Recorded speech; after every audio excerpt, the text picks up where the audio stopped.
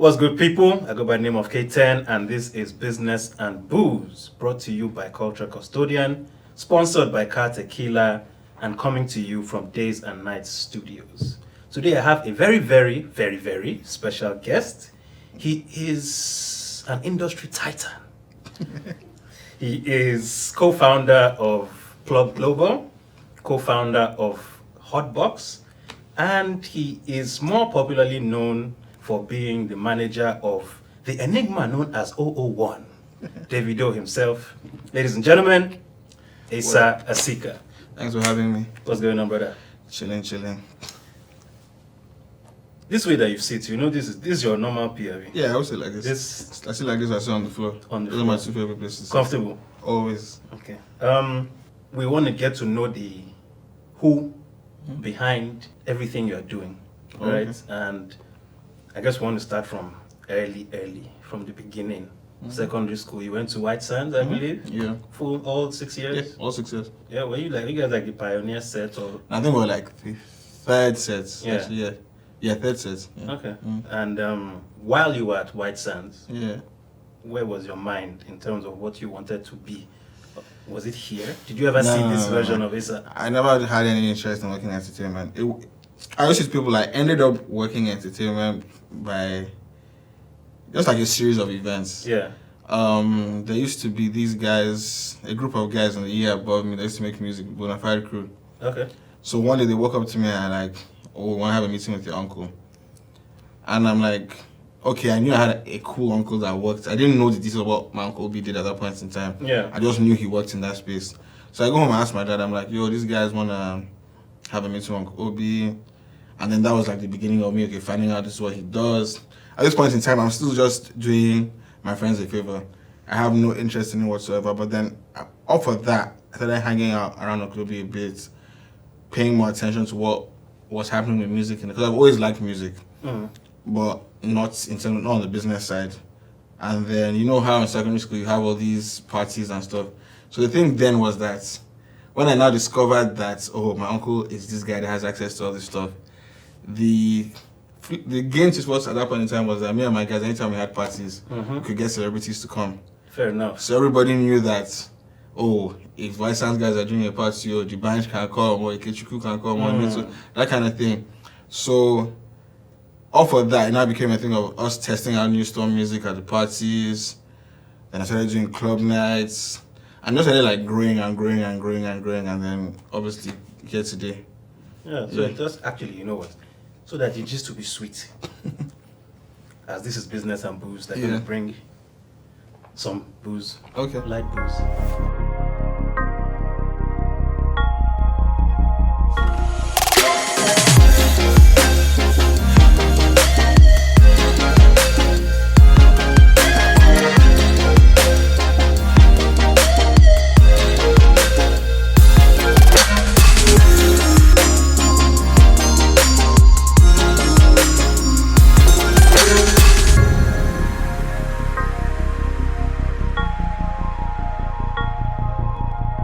Cheers.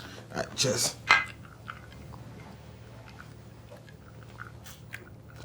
What do you think? Sweets. Tequila and pineapple, right? Yep. Yeah. So yeah, these parties. Yeah. So you are now hosting parties, right? Yeah.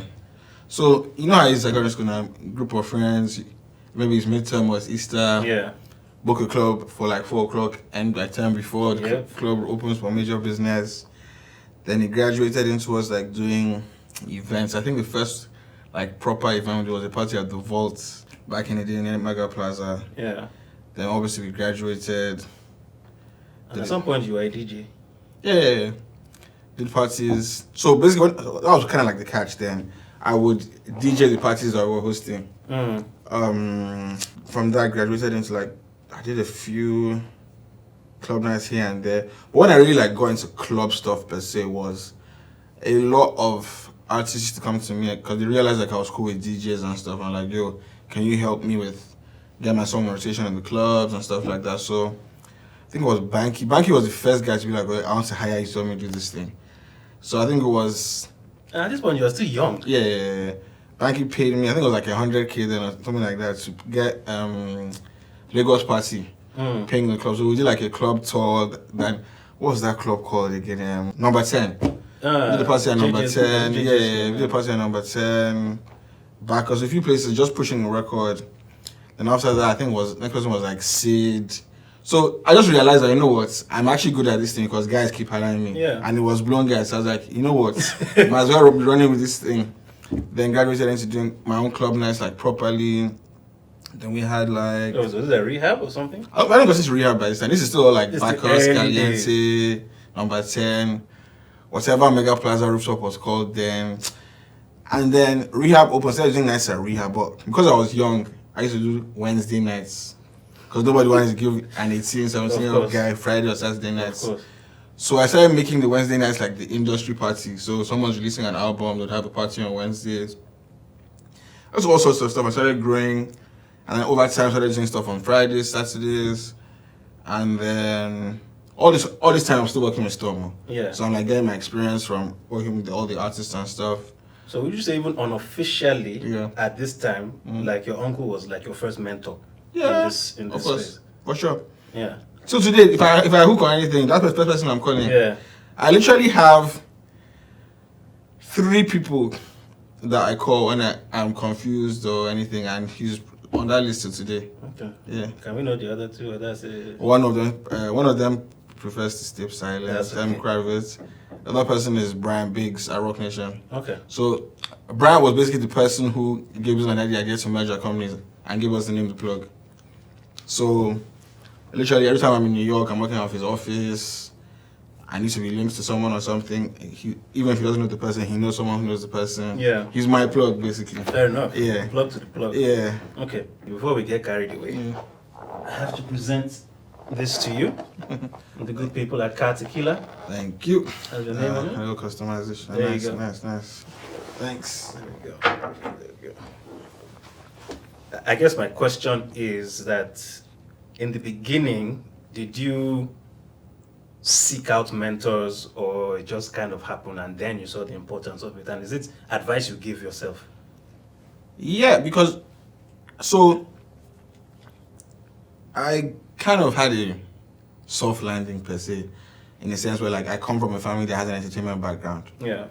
So I always had Uncle Obi to ask questions from day one. I could ask Uncle Obi questions, I could ask Tola Agency questions, I could ask Nito questions. I had access to people early. So a lot of times I didn't necessarily need to ask questions because I would see the things happening and I could make mental notes of like, okay, this thing worked when he did it for Sasha, but it didn't work for when he did it for Ikechukwu, things like that, and like learn on the job. But ideally, I do believe that it's very important to always have people you can speak to. It's not the easiest thing because there's times when I'm trying to reach people to get answers and I can't reach them. It happens. And you have to solve the issue. Yeah, of course. But then I'm also a fan of, I ask questions. I ask anybody questions. Yeah. I don't do that whole thing of like, this person is not my ear. I can call anybody. Like, for example, the new crop of like artist managers and stuff, a lot of them that I'm cool with, they know. For example, when this whole TikTok thing's like blowing off, someone knows there's someone that knows, I called him, I was like, I need you to run me through the basics of this whole TikTok thing. Yeah. So, and I have no issue doing that. Like, I will always, I don't like, what's there to be ashamed of? I'm trying to gain knowledge. I don't see the points in it. But mentors are very important. So it also seems like you have an eye for things that are going to pop. Oh yeah, Is that of fair course. to say? I know standard now. That one is, everybody knows that one. Fair enough. Yeah. Okay, and so I'm trying as much as possible to, keep the conversation on you. Yeah. But it's very also difficult to separate you from Davido because there's a lot you guys do together. Yeah. You guys have been together for a lot of years. Yeah. But then there was a period where you weren't managing him. Yeah. Can you talk us through that period? What was your mindset at the time? What were you trying to achieve maybe differently? Nothing really changed because at that point in time I already made up my mind that I wanted to work in the entertainment space and I enjoy talent management. Yeah. So it's just a thing of working with other people. So for example, I think during that period, that's when I opened up my own company properly. That's which was Plug. Stargate. Stargate is the company that I merged with business company to form the Plug. Mm. So I think client-wise, I think maybe DJ Obi at the time. DJ Obi, Bodge, Black Magic, Ayo J. Yeah. Who else? I think it was just them for. But yeah, like you said, always have an eye for was going to pop. Yeah. They all popped off at that point in time. I am a huge Black Magic fan. Yeah. Right? Like he. I think he doesn't get his flowers. And he seemed like way ahead of the curve. I say all the time, if Black came out now, it would be crazy. Yeah. Yeah. Like even from White Sands, you were putting things together. Yeah. You were the plug, you know. But then that progressed later years. Yeah. You were involved in Kiddie Fest at some point. Yes, That's like live events. Yeah. And then there's also now Mainland Island Block Party. Yeah. Can you talk to us about that a bit? So obviously, because my major thing when I started was parties and events, it was just like a natural progression that moved to festivals, carnivals, concerts, all that kind of stuff. It's another aspect of entertainment that I really enjoy, and it still kind of like ties into the side of like owning nightclubs or lounges and stuff. Yeah. Because it's all about like providing like an experience to people. Obviously, different experiences. With parties, it's a little more, it's more like intimate and smaller people. But then when you start growing into like festivals and stuff, you're now thinking about like what artists are you booking to appeal to? What kind of crowd are you trying to get? What artists are you going to do that? What's going to be the process of them like getting to the festival, getting accredited? There's so many more factors. I remember when we were doing the first Giddy Fest. At that point in time, I think that was the second biggest event. I'd argue that Calabar Carnival was bigger. Because Tom used to do a lot of work on that too. But I'd argue that was the biggest event in terms of responsibilities for me, because I was the one handling all the talents, doing the show flow and all that stuff. So all that kind of stuff has literally made it more of a walk in the park to like run things like block parties. And like I was saying earlier when we were talking before the interview, when you're able to build a team of people and empower them and allow them to grow, it's easier to do things. If I'm being honest with you guys, bro, I go to block parties, me personally, 5 to 10 times a year, because I'm never around. Fair enough. So most of the time when I go to block party, I end up being there and like everybody else, because everything is covered. Like I think we did on Christmas, we did Adekunle Gold for our anniversary on January 1st, and we did David in Christmas on the island. Yeah. Obviously, because it was David, I was very involved in that one. The Adekunle Gold one, I made sure everybody was paid. I was there early. Yeah. Make sure everything was set up. I don't even think I was there till the end of the event, because we built a team, and obviously my partners, like Toby runs most of the block party stuff. Yeah. And it's more, and that's the thing I've been saying about like asking questions, partnering with people. So for example, with me and my business partners, everybody has the parts that they lead on. Everybody has their strengths. Yeah. Toby is the events guy. Yeah. Like I love events, I run events too, but for example, like block party is Toby's brainchild. So I know for a fact that if I'm unable to go to block party for 1 year, so far I can handle my side of the business concerning block party. Because the thing is, most parts of the business that I contribute to for block party, I don't need to be there for. What parts are those? The business side of things, booking the talents, sponsorships, making sure people are paid. That kind of, that's really my thing. When I'm on ground, obviously I help to work with like the show flow and just coordinating artist stuff. But that is stuff that we have a team for, so it's not like, Isa's not around, we're going to die. Yeah. There have been block parties when Toby himself is not even there. Like, we've been doing block party for 5-6 years now. Like, it would be crazy if we needed to be there for every single one. Fair enough. Yeah. I mean, that's also the power and the importance of building proper structures in your organization, right? It's hard, but when you do it, you realize why it's needed. Yeah. And how would you say it has been? Because all your ventures, right, even Hotbox, I feel like each of them to one degree or the other, you are doing them with friends. Oh yeah, of course. Yeah. So how is that? I don't think I've done. Hey. And I know that these are just the ones that have come to fruition. I know you have had other discussions with other friends about setting up this, that, or the other. Yeah. Okay, for example, that our group. Yes. For example, inside that group, I have business with You might be the only person in that group. You and one other person Yeah. that I don't have a business with. Soon come. Yeah, literally, like, I have a business I'm working with now with 5 of my friends. Okay. Man, what's the point of having friends that you can't do positive things or you're going to gain from together? And it just makes life easier because I'm involved in so many things. There's one is going to suffer one way or the other. It's even with like Hotbox. It's the same thing. How everybody has their roles and what they're responsible for. Exactly. Fortunately for me with Hotbox again, my role does not necessarily Involve me be being there. there. Yeah. Like me being there is a plus, but how many times am I there because of my other schedules? And it runs. And it runs, seamlessly. like for example, I am in Lagos this weekend. For example, yes, my presence there does add to things. Like the way the business is, like it's always good when everyone's on ground and in town.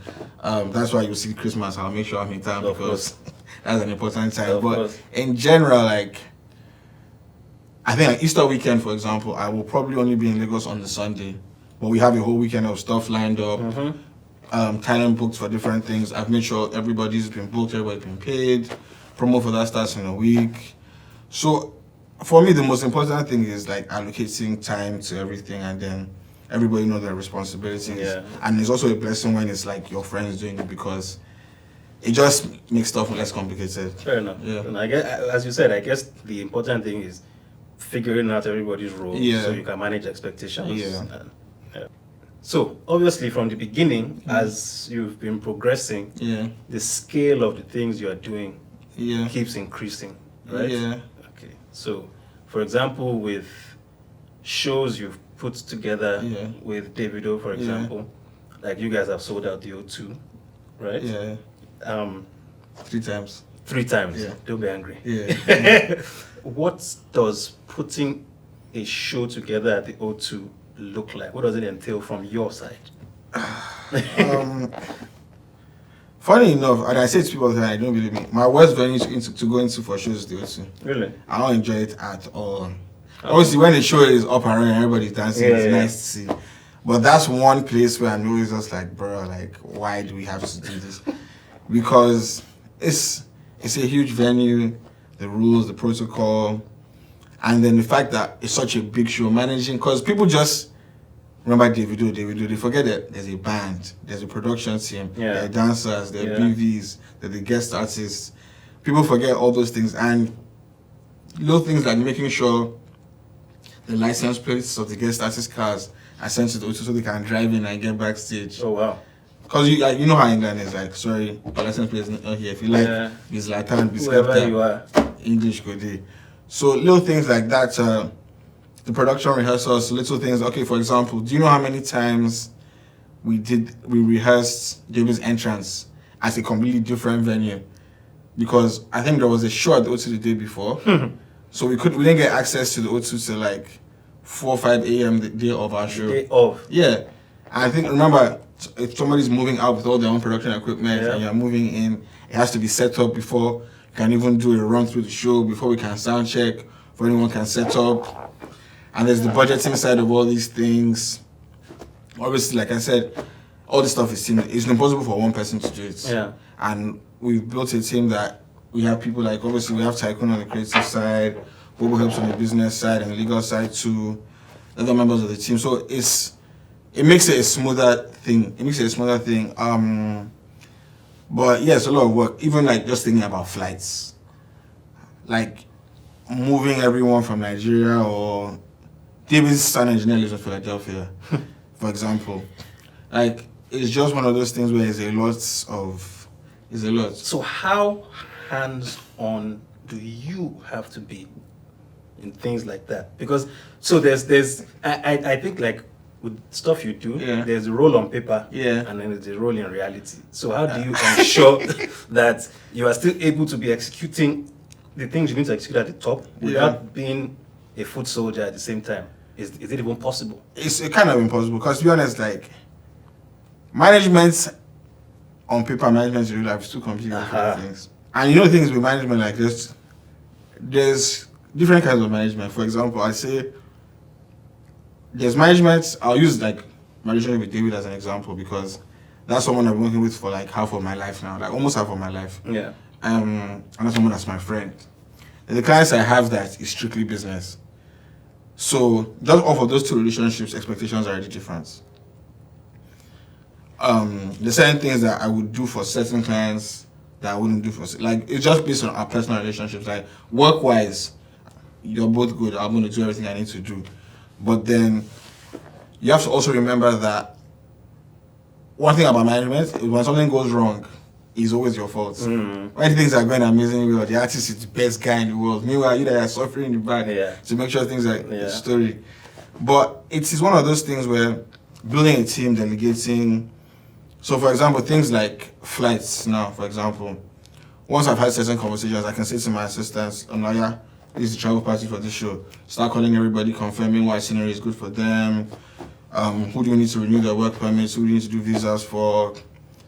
It's just, and then, because we do it so often now. Yeah.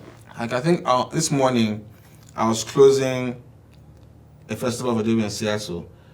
And then I'd closed everything in principle, but the promoter called me again. And we're already on email already. We've gotten, contracting has started. There was a clause he wasn't comfortable with.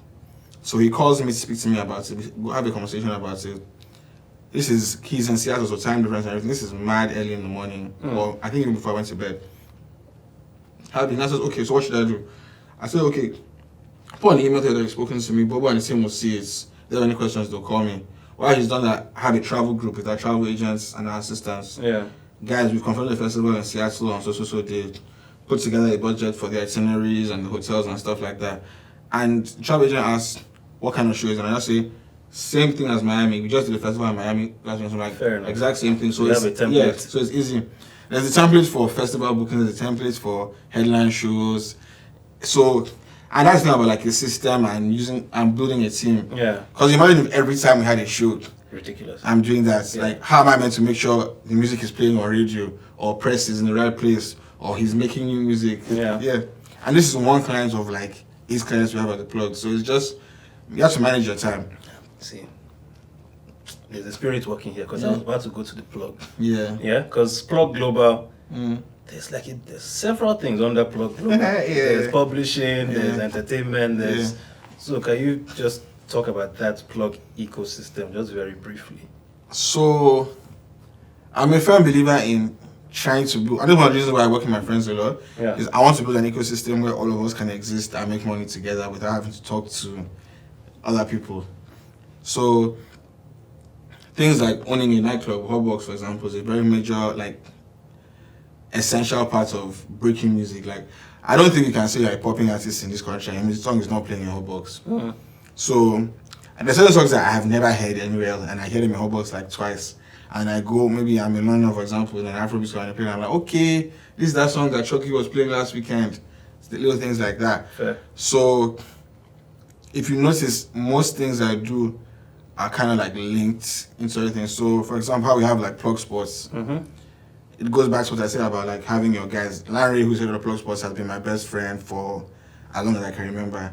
And when Larry came to me the idea of us opening a sports department, I said one thing to him. I was like, okay, I love sports, but this is the your time, it is you that's going to be the one leading it. I'll come in when I can come in, but you're the one leading this thing. And I said yes. And literally, over the last, I say Plug Sports is like 4 or 5 years now. And it's been a learning experience, but it's done way better than I thought. Some of the clients we have, sometimes I look at it and I'm like, how the hell did I get on a phone call and convince this person to trust us? For example, like Toby Amushan, for example. Exactly. I remember where I was when we had the first conversation with Toby. I remember me and Larry's conversation. I remember who I was with. And I think to myself sometimes, I'm like, how do we get this babe to trust us? Because I remember I was in a car on a highway in Maryland. I was leaving Gaithersburg to go to the airport in DC. Yeah. And Larry called me and he's like, yo, what do you think about this? And then I messaged her. I don't remember what happened, but it was like a few video calls and we got the deal done. And now, Toby, one of my favorite clients we have. She's the easiest and get my job done, have a good time person in the world, and she's very focused. There's the sports side of things that Larry leads. Then we have the music side that's led by Bizzle.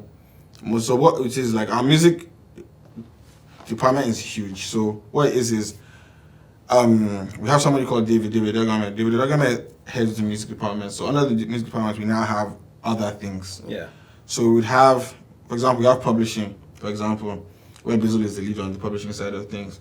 David leads on the distribution side of things, the marketing side of things. We just started doing. We've been playing around and getting ready to start doing podcasts. We just put our first podcast a few days ago. Unhinged? Yeah, Unhinged. Yeah. Actually, I was on Unhinged like last week. Oh yeah, they said you're in the office, true. Yeah. So we have that. There's another podcast we're working on at the moment, and it's all a combined effort. But everybody knows who the lead is on this, who does that. Like I said, the event side of things, Toby. Obviously, we have the agency side of things that Toby also leads. But agency is like a joint collective because our agency department has grown a lot in the last 2-3 years. Yeah. And we have a lot of clients, and sometimes these clients don't even think like that. The agency part, to me, is the hardest part of this business. Because sometimes your clients are not thinking about what time of the date is, what's the dates, how much notice they're giving you, everything. budgets. It's just like, we need this now. Yeah. And sometimes I look back at it and I'm like, bro, this makes no sense. But it is what it is. We have the talent management side, all the people we take care of, and then we have the studio. There's a lot. There's a lot going on. Yeah. Fair enough. So now, within all these things you're doing, from the management side to plug to hotbox, you're obviously now in a position where you are exposed to $1 million deals. I wish. You wish. So all the ones that we're hearing on streets is story. I don't know what I'm hearing. Yeah. Okay. We thank God. Okay. Almost $1 million deals. Close to $1 million deals. I don't know, but we thank God. Okay. So those higher level deals, yeah. How do you approach them? Is it just a case of applying the same fundamentals that have gotten you where you are, or is there any? It varies, to be honest. Like every deal, there's like the stories. Some of these deals are funny because, like, let me use for example, like One Expert with David. One Expert were emailing us for a while. I would reply to emails. I wouldn't really get anything from it. And then one day, people goes to me is like, I have a call with One Expert tomorrow, blah, blah. And I'm like, what, on a separate thing? No, so One Expert had been emailing me. But the thing is, One Expert is a Russian-owned company, for example. So someone had been emailing me, talking One Expert emails, and the emails were just funny. Yeah. So I replied a few, but nothing ever really came of them. And then one day, Bo goes to me and is like, I have a call with One Expert tomorrow, blah, blah, blah. Before I know it, we're negotiating a deal, and we signed the deal. So yeah, like Martel, for example, I wanted to get a drink deal. I had gotten loads of offers here and there before. We had done some work with another brand for a long time. And I was walking into a room and I saw someone who worked for Martel as my friend. And I was like, guy, I'm tired of all these other brands. You hit me before, but we couldn't do. How far? I'm ready to talk now. He said, okay, let me have a conversation in the office and I'll come back to you. I think like 2 weeks later, had a meeting at some restaurant. Like 3 weeks later, I have an offer in my email. And it now probably started one of like the biggest bidding wars in alcohol. Are you serious? No. At that point in time. So behind the scenes, it was hot. No, as in, even the day we signed the Martel deal, like, it was one of those kind of things. It was that thing again, transfer window, deadline day. It was kind of feel like, okay, we're going to do it, but if you send you this offer, you must sign now. And we had gone back and forth with like 3-4 brands. Everybody saying, I'll do this. At one point, I was saying to people, I was like, bro, this is actually crazy. Like, I didn't think you could get these guys to these numbers. Yeah. But then looking at it, I was like, guys, these guys sell so much alcohol in Nigeria. Like, so do you would have gotten more? No, because that last offer, the warning it even came with that, I'm going against all procedure and everything to get this to this. Once I get this, if I send it, you must sign. And at that point in time, I was like, the other guys are not going to meet up to this. Yeah. And I just liked the way they moved, and they were very interested in like what we had going on. Because if you notice, a lot of the brands I tried to make sure David works with are brands that it's like a synergy. There's a synergy, symbiotic, that they're both gaining. Yeah. Like I never have to Like all these contracts, they'll say, oh, this person has to post this or has to do this. I know I have to be to David and be like, yo, you haven't posted this. I know there's going to be a picture on his Instagram of him wearing a pair of Puma sneakers or him drinking a Mattel. Like, it's not work. And even from, at least from the outside looking in, Yeah. it looks to me that they are very happy with the collaboration. I need to do with myself. Like, everything has gone up. Yeah, so working. Yeah, exactly. It just bringing value, and they're one of the best partners I've worked with across everything. Like, they're very, very supportive of our own goals also. Yeah. And so, I mean, this again is a question of scale, right? And you seem to also have an interesting knack for being involved in content that goes viral or music that goes viral on certain things. It's our work now. It's well, not everybody's happy to work. So, I mean, there was Love One Titi by CK. Yeah. That's it. When it happened, and it was very random because it's something he had released. Yeah, trust me. Even sometimes when I think about it, because the funny thing about working with CK was we had we knew each other, we weren't guys or anything, and I think what happened, was it COVID? I think it was during COVID. I went to funny enough, it was Budge. Budge invited me. Budge was working on music. Yeah. And he had loads of artists, writers in an apartment. So CK was there, Butter was there, loads of people. And Budge was like, come on listen to some music. And I got there and me and CK just got along, exchanged numbers. And we spoke a few times. Then I mentioned to him we're working on David's next album. Going to the studio a few times. That's how Lala came about. And then I just enjoyed the process of working with him. So I had a convo with him one day. I was like, yo, I actually think I can help you. Are you interested in this? I had a few conversations. Crazy thing was that I was this close to say I'm not doing it again because we were going back and forth like legally on. I remember Kike being like, I've sent a review. And I was like, at one point I was like, you know what? And then eventually we got a deal. And then Love Entity just started picking up and just took advantage of it. Yeah. And it was like that 2-year period was very, very, very, very, very like we worked with CK for like 2.5 years. And that period like I have never seen, because I've seen songs being revived before, like 4 was like 1.5 years old when it picked up in the States in that period. Your number 2 was an old song when it picked up abroad. But the way Love Entity Zone was crazy. It was really, really wild, man. And there's also Soweto. See, with Vic, his music is like a slow burner. Yeah. Like it comes out a few weeks and then boom, is huge. So if every artist, like their fan bases are different. Like for example, if Davido's song comes out on Monday is a big song. Some people need 3 weeks for their songs to like simmer. I see in different scenarios. Look at for example Sensational. Sensational has been out for a while now, but in the last like 1 month, it's hit a new peak on radio. It's started winning awards. So everybody's. It's unpredictable somehow. Yeah. So this is interesting. One thing I was going to ask as well is, do you then try to be, from a management perspective, do you then try to be intentional about creating things that will have that buzz? Yeah, of course.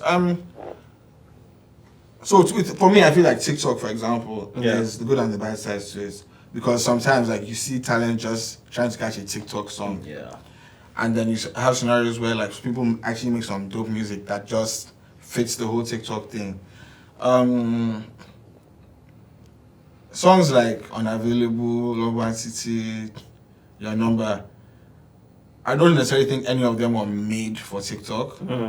Or made... Definitely not the first two, Love One City and Your Number. At that point in time, TikTok wasn't, like, a major thing. And even with Unavailable, like, we didn't go into making music saying, I need a song for TikTok. By the time we had submitted Unavailable as a single for the album, I don't think we had a dance.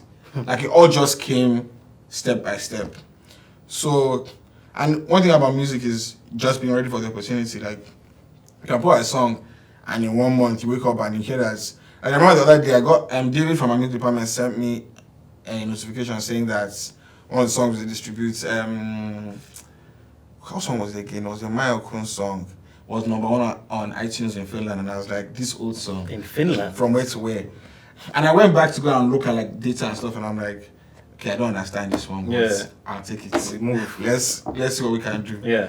Because I was in Finland earlier this year, and by places I went to, I didn't even hear any music where I went to be honest. So I don't even know. I've been to Finland for a show actually in 2017 or 2018 with David. But this one, Afrobeats was still doing like 1K, 2K venues.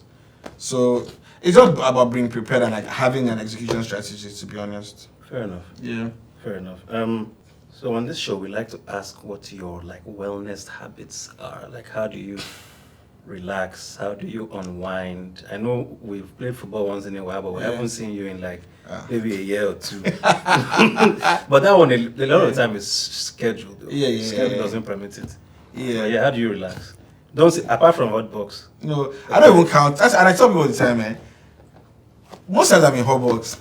I'm not even there on the enjoying. Like I have my times when I enjoy myself, but a lot of times, I don't really necessarily count clubbing as fun for me. I've been going to clubs since I was 16 years old, which is basically half of my life.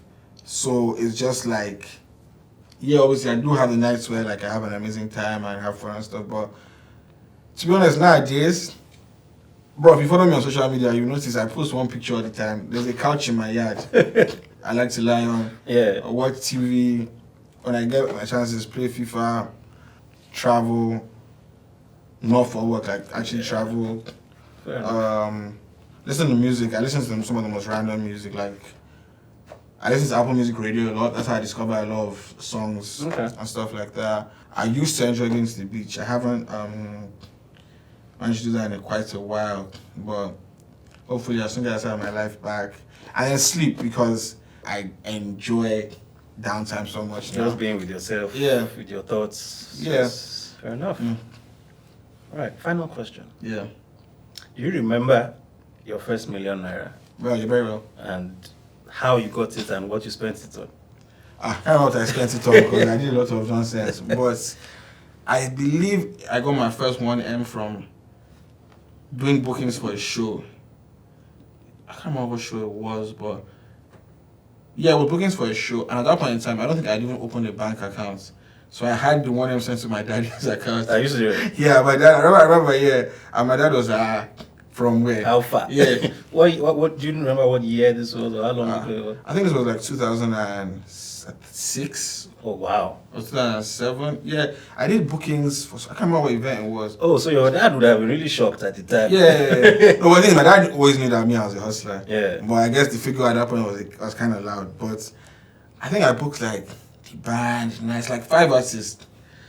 And then, yeah, so I think money was with my dad. I don't think I had opened a bank account, like an operational bank account at that point in time. Yeah. So I think I had my dad give me some of the cash. And that's nonsense. Buying credit for babes, going to LOP, buying CDs. Fair enough. Just random stuff, man. I cannot boast of one good thing I did with that money. Yeah. Yeah. But hey, at least it led you to... Yeah, of course. I remember even today, I was having a conversation with one of my friends. And I remember saying to her, I was like, man, sometimes I just wish that this business I had now, I had it like 10 years ago, that I would be so rich. Yeah. But I guess it's part of life. Exactly. Yeah. You can't get it. Yeah. Yeah. Learning, like, experiencing stuff is always the best way. Fair enough. Yeah. And even from the way you started your story, like you've kind of learned by doing. Yeah. Most of the way. Because I always tell people say it all the time. They always try to make this like whole facade of like, when David came out, we had it easy. And I'm like, guy, back when, for example, we had the video shots, we had Intricacies on the song. That was it. No one said to me, this is where you go to get the song on radio, this is who you speak to. I learned all of that on the job. Yeah. I remember going to Cool FM, speaking to certain OAPs, and even getting into an argument with one of them about the whole thing. Getting the video played on Sound City. I think, I can't, what's the Sound City? I managed to like negotiate something where like, oh, we'll do a premiere and give it to them exclusively, where we'll play a few days before it comes out officially everywhere. So those were the things that were making people be like, who the hell is this guy? Because we don't really see all these things normally. Yeah. And obviously I was doing the club thing at Rehab, so I was obviously disturbing the DJs to play back when. And then I always say to people, Davido, the promo budget of Davido was 100K. Chill. Yes, now, and the person who got one person got that 100K for me. The person knows themselves. The person knows himself very well, and that 100K to one person for the video, and that was it. So it was a lot of working on relationships, being active and being outside. So a lot of that stuff I learned on the job, and some of those things I learned. Like, I'm sure if you walk up to almost any Nigerian DJ who has been in this music space for like the last 5 years, they can't tell you they've not gotten an email from me in the last year or two. I make sure to today I maintain my relationships with DJs, email them music before it comes out. And these are the perks of now like building an ecosystem, because with Plug as an agency, I can secure bookings for these DJs. Also, I'm putting money in their pockets in other ways too. I own a nightclub, I can book them at my own spots. All those little, like, this is how it's meant to work. Yeah. That way, it's one of those kind of things where, like, in a one sense or the other, we're all moving together. It's not like it's just always tick, which is sometimes the case. And there are probably some people that feel that way about me, but at least I can stand here and say, well, at least there are 5 people that I was able to do this for them this month. Like things like that. Like, when you're bringing value to people, or like just helping like a movement, is more, people are more inclined to help you too. Fair enough. Yeah. Fair enough. On a final note, anything to look out for, Asa wise? Anything that you're excited about, that you can speak about? Yeah. Okay, I need Davido music. Okay. Victoria EP with some very, very interesting features. Okay. Block party in a few other countries. Hotbox 4.0 should be up.